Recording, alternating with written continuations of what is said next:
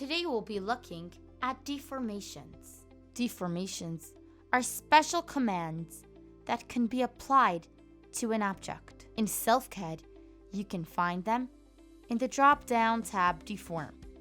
There are 6 types of deformation. We will look at each one separately. In order for them to work, you have to add an object to the workspace. It's important to notice that deformation interacts with the object geometry and distorts it.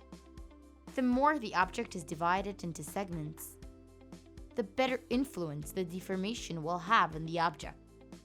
In case of twist, bend, and inflate deformation, the influence will be quite low if the object has a low segmented mesh.